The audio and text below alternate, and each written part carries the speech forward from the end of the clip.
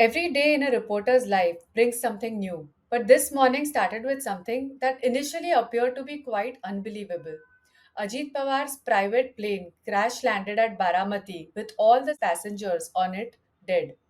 Within minutes, it was confirmed that Maharashtra Deputy Chief Minister Ajit Pawar was one of the passengers. He was headed to Baramati to address campaign rallies for the upcoming local body elections to Zilla Parishads and Panchayat Samitis on the 5th of February. There's a lot of talk about when it comes to the phenomena that was Ajit Dada, as he was popularly known, Dada meaning elder brother. He was brash, outspoken, to the point of being rude, but just as equally approachable, with a weird sense of warmth that was always wrapped in dry humor. A day before this accident, he was sitting in Mantralaya on his sixth floor chamber and he met several MLAs and many reporters as well. He was in a relaxed mood and he asked Vikram Pachpute, who is currently an MLA from the BJP and also the son of former BJP MLA Baban Rao Pachpute, about how his factory was coming along. He joked about how Vikram, who he referred to as Pachputensa Porga, which means Pachpute's little kid, was prominently sporting a lotus on his clothes. He said to another BJP MLA, Manda Mhatre, who was with the undivided NCP for many decades before she moved on to the BJP, that Vikram Pachpute's commitment to the lotus seemed to be bigger than hers, and laughed it off. Ajit Pawar is someone who is known to call leaders and party workers who he has worked with for many years every year at 7 a.m. on their birthday. Manda Mhatre was one of them. On Tuesday, she told him she will wait for his 7 a.m. call again on 20th January 2027. That call will unfortunately not come anymore. Pawar will be known as the longest serving Deputy Chief Minister of Maharashtra, though non consecutively so far. He has occupied that office 6 times, and while he nourished an ambition to lead the state from the front, take over the Chief Minister's post, that desire now will remain unfulfilled. He has unabashedly joked about it in the past. Before the 2024 election, when he was speaking at a program in Thane at the launch of a biography of the then Chief Minister Eknath Shinde, Ajit Pawar had, in his typical humorous style, said, Fadnavis first became an MLA in 1999, Eknath Shinde first became an MLA in 2004, but they both came much after him and they still went ahead and became chief ministers, whereas he was left behind. He also joked that he often tells that Eknath Shinde was promised the chief minister's post if he agreed to bring a certain number of MLAs with him from the undivided Thackeray-led Shiv Sena. And he would say, if I was given the same offer, I would have gotten the entire party along. Bureaucrats in Maharashtra remember Ajit Pawar as the politician with the best attendance in the state secretariat. Unless he was traveling for work, he would be in his office at 8 a.m. every day. He would call people for appointments as early as 6 a.m. and would even schedule his field visits at 5 or 6 a.m., making it a habit for bureaucrats working with him to start their day that early. When we had interviewed Eknath Shinde before the Maharashtra Assembly elections in November 2024, when he was the Chief Minister, he had said that his government works 24/7 between him, Ajit Pawar, and Devendra Fadnavis.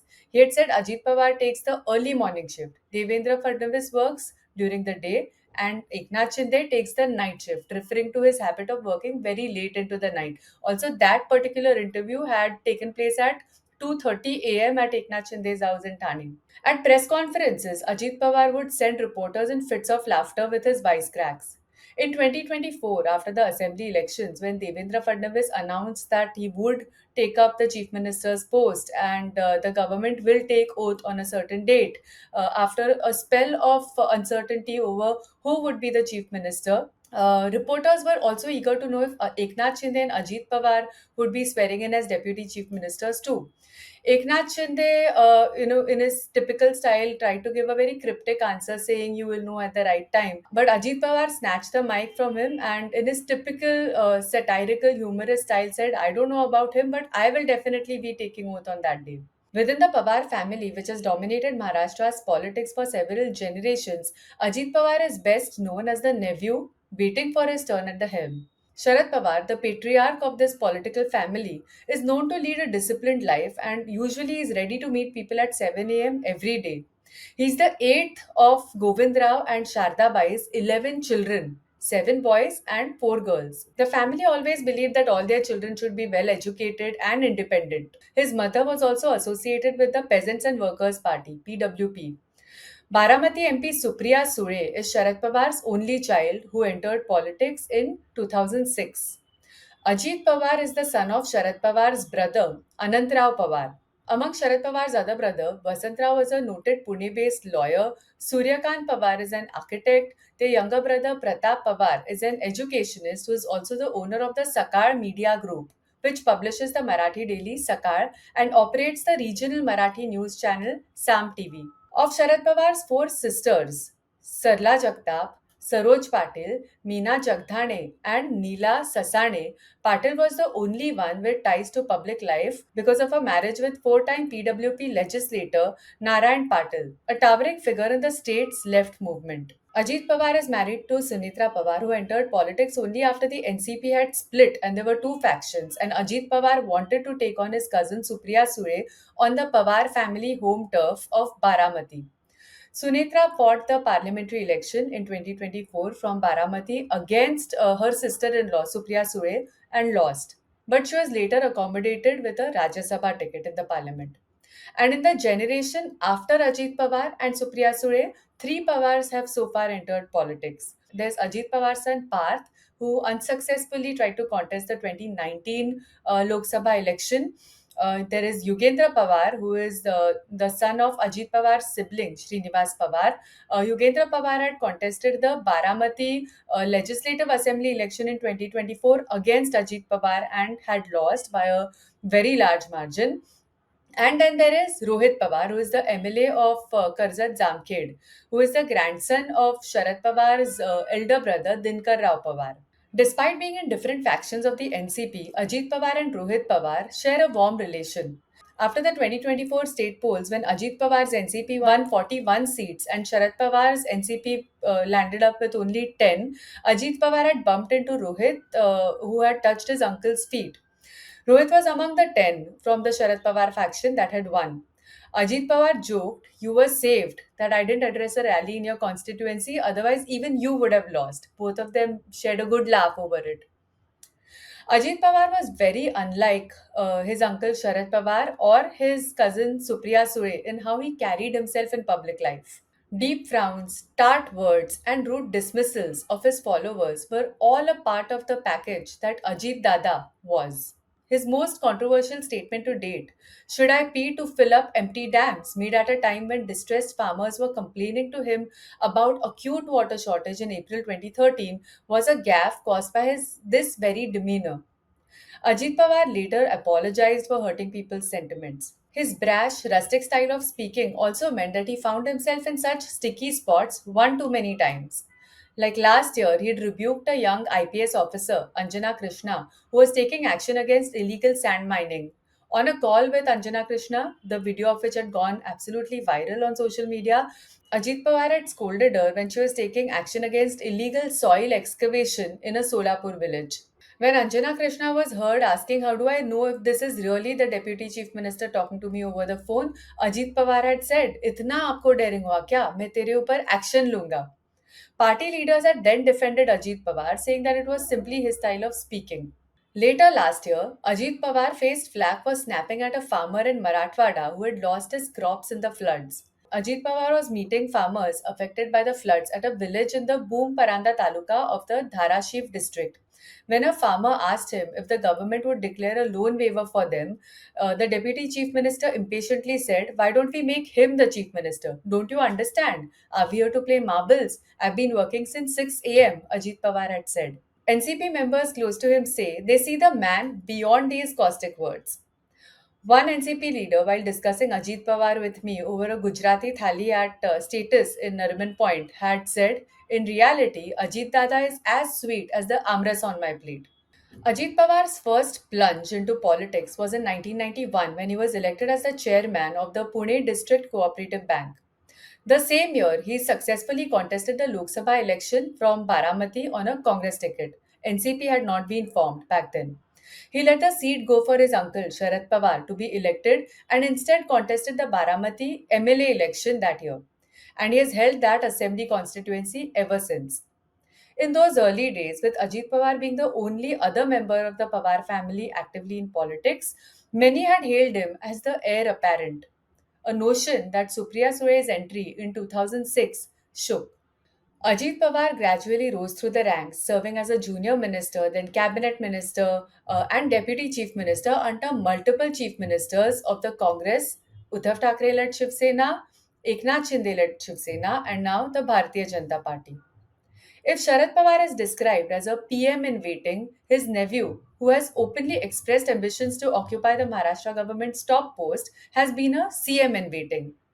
The closest he came to the post was perhaps in 2004, when the Congress and NCP had contested the election as an alliance, and the NCP had won 71 seats as against the Congress's 69. But the NCP under Sharad Pawar relinquished its claim for the chief minister's post and instead negotiated some key departments. Ajit Pawar years later admitted that this was a miscalculation by his party colleagues. He was talking to television channel IBN Lokmat in February 2024. The deepest scar in Ajit Pawar's entire political journey was perhaps the allegations of the rupees 70,000 crore irrigation scam, where contracts to build dams were supposedly inflated in value when Ajit Pawar was at the helm of the irrigation department in the state. The allegations had led to his resignation from the cabinet in 2012. In December 2019, the Maharashtra Anti Corruption Bureau had given Ajit Pawar a clean chit in the case. Now, there's a legend in Maharashtra that the words Kaka Mala Vatsva can still be heard reverberating through the walls of Pune's Shanivar Vada, the seat of the Peshwas, on some nights. Back in the 1700s, Maharashtra saw one of the most brutal uncle nephew feuds when Raghunath Rao, who coveted the throne, planned the assassination of the ninth Peshwa, his nephew Narayan Rao, and turned a deaf ear to his cries for help. The Game of Thrones continued into modern politics as well, though it was not quite as barbaric as back then. Maharashtra's politics has seen many examples of uncle nephew conflicts. Bar Thackeray and Raj Thackeray, Gopinath Munde and Dhananjay Munde, and even Sharad Pawar and Ajit Pawar. The political corridors of Maharashtra had been sporadically abuzz with talks of a rift within the Pawar family, with there being questions over Sharad Pawar's political legacy since 2006, the year Supriya Sule entered politics by contesting a by-election to the parliamentary seat of Baramati, the Pawar bastion. This unease over succession, however, had never grown into an open conflict till 2019. That year, till about 11 p.m. or so, on 22nd of November, Ajit Pawar was sitting with leaders from the then undivided Shiv Sena and the Congress. A plan to install the Mahavikas Aghadi government under Uddhav Thackeray had been formalized. These leaders, however, were in for a rude shock when visuals of Ajit Pawar at Raj Bhavan started making the rounds in the early hours of 23rd November when it was still dark outside. Ajit Pawar joined hands with the Bharatiya Janata Party to form a government with Devendra Fadnavis as chief minister and himself as deputy chief minister, a government that lasted for all of 72 hours. One by one, all the MLAs that had shown support to Ajit Pawar started trickling back to the Sharad Pawar camp. Eventually, Ajit Pawar too went back, and despite the misgivings, he was given the post of the deputy chief minister in the Mahavikas Aghadi government. Then in 2023, Ajit Pawar finally ripped the band-aid off. He walked out of the Sharad Pawar led party with a majority of NCP MLAs in tow, claiming to be the real NCP and joining hands with the BJP and the Eknath Shinde led Shiv Sena under Mahayuti to be deputy chief minister in that government. In his first show of strength, days after the rebellion, Ajit Pawar had unequivocally articulated the insecurities that he had felt within the Sharad Pawar and NCP. Speaking at the very first meeting of the party's rank and file at a venue in Bandra in Mumbai, Ajit Pawar had said, "आम्ही कोणाच्या पोटी जन्माला आलो यात काय चूक आहे आमची? How is it our fault that we were born in someone else's womb?" In the 2024 election, where Mahayuti got a thundering victory, Ajit Pawar also demonstrated that he had clinched the NCP versus NCP battle in public court. He had won 4 times more seats than the Sharad Pawar led NCP. That particular election, Ajit Pawar was seen in a very different avatar. He was wearing an onion pink jacket everywhere. He was smiling and shaking hands with members of his electorate and even recording reels for social media. A Mumbai based political consultant was telling me that in 2014, when the Modi wave had gripped the country and social media was a fairly new phenomena, Ajit Pawar had called him once at 6 a.m. as usual to basically get his thoughts on what they can do, with regards to social media and to improve their presence on social media. He had some preliminary discussions, after which Ajit Pawar called him back and said that he doesn't believe in all of this and doesn't think that he needs to do it. 10 years later, that same Ajit Pawar hired a full fledged agency for publicity and branding on traditional and social media. Of late, Ajit Pawar was getting restless within the Mahayuti, with there being an intense power tussle among the top three leaders Devendra Fadnavis, Eknath Shinde, and Ajit Pawar.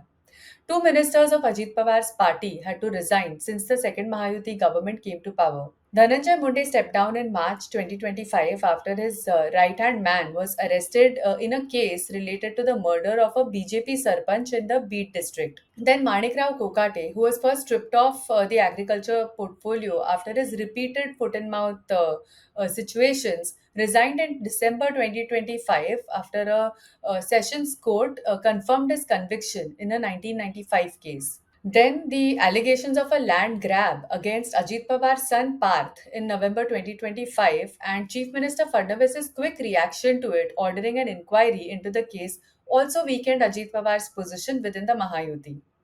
The local body polls to municipal councils and municipal corporations across Maharashtra were especially tough to fight as an alliance. They sparked off talks of there being a real possibility of the two NCPs reuniting, something that Ajit Pawar didn't deny when he was repeatedly asked in his various media interviews. The BJP and the Shiv Sena are still tied up at a few places to contest the municipal corporation elections as an alliance, but Ajit Pawar's NCP increasingly became the third wheel in this situation. When the BJP and the Ajit Pawar led NCP decided to contest the Pune and Pimpri Chinchwad municipal corporation elections as a friendly fight, it was Ajit Pawar who first made the pitch shriller, taking on the BJP's local leaders for corruption. He tied up with a Sharad Pawar-led NCP to fight this election and focused every ounce of his energy on the Pune district, but ended up dejected and defeated. His debilitating loss in Pune and embarrassing defeat in Pimpri Chinchwad, which was once his forte, shaved several inches of his political stature as the BJP took a decisive lead in both these municipal corporations. Nitin Birmal, who is a Pune based academician and a keen political observer, was telling me about how the BJP had fully invaded and corroded Ajit Pawar's support system in the Pune district, which basically comprises the local elites, the landowning Marathas, who would deliver victories for the NCP. Most of them were poached by the BJP. Ajit Pawar loyalists also agree that their leader had no national ambitions. He didn't have a good command over English or Hindi like Supriya Sue does, nor did he have equations with national leaders in particular the way she does, they said. He only ever wanted control of Maharashtra, politically and administratively. A dream that had already started growing distant amid Maharashtra's political churn, the Mahayuti power tussle, and the entire local body poll fiasco, especially in the Pune district. On Wednesday, it was wiped out. His death comes at a time when there were talks of a possible reunion between the two NCP factions and uncertainty on what happens with regards to their alignment with Mahayuti if the two NCPs did come together. Nevertheless, with the top boss not around anymore, the future of Ajit Pawar's NCP remains to be seen. For the print, I am Mansi Fadke.